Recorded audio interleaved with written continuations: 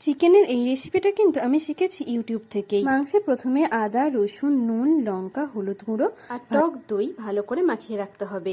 এতে আপনারা লঙ্কা গুঁড়ো ইউজ করতে পারেন। মাংসটা ম্যারিনেট করে আমি 3 ঘন্টা ফ্রিজে রেখে দিয়েছিলাম। এতে মাংসটা অনেকটা নরম আর জুসিও হবে।